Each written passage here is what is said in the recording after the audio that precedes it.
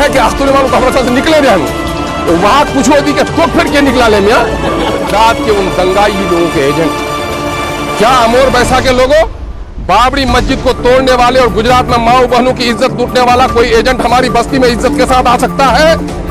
जिसको हिंदू मुसलमानों से मोहब्बत है, जिसको अमोर वैसा की इज्जत की तकरीम है, वो कभी ऐसे दलालों को फटकने नहीं देगा।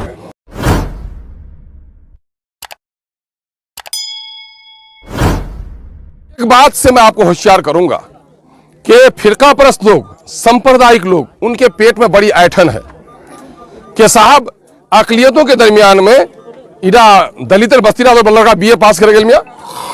कभी कभी होता है क्या कि गरीब का बेटा अच्छा कपड़ा पहनता है तो अमीर के बदन पर नोचनी होती है ना, कि भदवार बेटा मियाँ एकदम गाड़ी किने ले है ना, एकदम कपड़ा पीने पे रहा तो कुछ ना बरकाला लोगों के बदन नोचनी है जा, होता है कि नहीं जी? तो ठीक उस तरह से एमआईएम जो पार्टी पैदा हुई है और एमआईएम के लोग जो जीत के गए हैं, बड़ी सब पार्टी के बदन में ऐसी नोचनी हो गई है।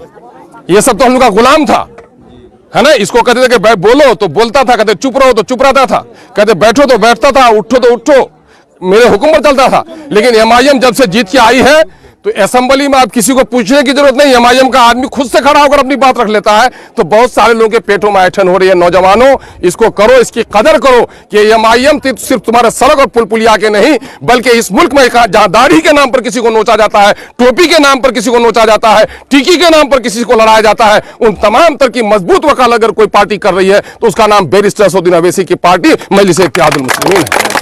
अभी आपने देखा कोई पार्टी नेताओं की सब हिसाब किताब लो अपने एमएलए से, अभी लड़का फेसबुक चला, अभी बाजाबता 5 एमएलए को हाजिरी करा करके बाजाबता हमारे बैरिस्टर असदुद्दीन ओवैसी साहब ने कहा, अख्तर साहब आप जीते तो अमोर में क्या काम करा है, बैसा में क्या काम करा है, खाड़ी पुल का क्या हुआ, रसेली घाट का क्या हुआ, बिजली का मामला क्या हुआ, है ना, वहां पर तो ये हिसाब लेता है। तो बैरिस्टर असदुद्दीन ओवैसी 2000 दूर जो बैठा हुआ है उसका बेटा और भतीजा है एमएलए एमपी बनने नहीं आएगा।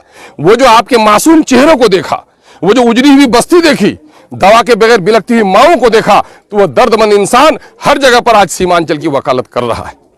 इसको लेकर बहुत सारे लोगों को परेशानी है ना।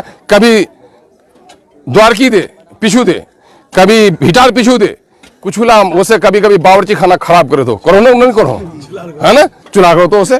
कुछ लोग कभी नहीं देखे थे किसी की तस्वीर, जब जीता हुआ था तो आपको याद नहीं आया उनको, जब हार गया है और हमको आपने जिता दिया है तो बोलता है कि अख्तुल इमान तो हमारे साथ निकले रहे हूं, तो वहां पूछो दी कि तो फिर क्या निकला ले मियाँ, है ना। तो ऐसे लोग आकर के दाएं बाएं, ये कौन लोग हैं? ये लोग हैं गुजरात के उन दंगाई लोगों के एजेंट। क्या अमोर वैसा के लोगों, बाबरी मस्जिद को तोड़ने वाले और गुजरात में माओ बहनों की इज्जत लूटने वाला कोई एजेंट हमारी बस्ती में इज्जत के साथ आ सकता है? अगर जिसको अपने माँ बाप की परवाह नहीं है, अपने बहनों की इज्जत की परवाह नहीं है, वो लोग फिरका परस्तों की हमदर्दी करेगा। जिनको अपने वतन से इज्जत है, जिसको हिंदू और मुसलमानों से मोहब्बत है, जिसको अमोर वैसा की इज्जत की तकरीम है, वो कभी ऐसे दलालों को फटकने नहीं देगा। आज की भैया, आज ऐसा गठबंधन है, नया गठबंधन, कमन कमन गठबंधन है, जदयू और कांग्रेस गठबंधन है, वहां समझ लो भाजपा गठबंधन है, इला सबला गठबंधन परेशान है कि हमरा अनार मुरावे की करो अख्तुल इमान अब तक रोशनी जले दिया कि हंजार मुश्किल हो जाए। तो नौजवानों इससे होशियार होना पड़ेगा, थोड़ी थोड़ी बातों से तुलुक मिजाजी। देखो, मैं आपने मुझे एमएलए बनाया है, मैं तो आपका अभी 4 साल तक अल्लाह ने हयात बख्शी या अगर इस्तेकाम रहा तो मैं 4 साल 4.5 साल खिदमत के लायक हूं।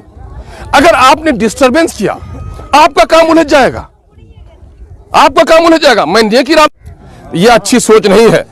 तुम दावे के साथ कहो जिसने तुम्हारा पैसा लूटा है अख्तुल इमान तुम्हारे पैसे लौटाने की कोशिश करेगा इंशाअल्लाह। हिम्मत पैदा करो, और जब तक हिम्मत पैदा नहीं करोगे, सच्चाई में अल्लाह ने ताकत दी है।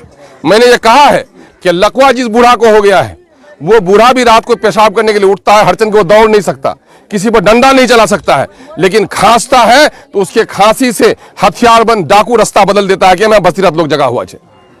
तो जब सच्चाई में ये ताकत अल्लाह ने दी है, तो सच्चाई में ये ताकत दी है, तो सच्चाई का आप लोग इस्तेमाल कीजिए। जालिम को जालिम कहिए और रिश्वत के खिलाफ, जुल्म के खिलाफ आवाज उठाइए।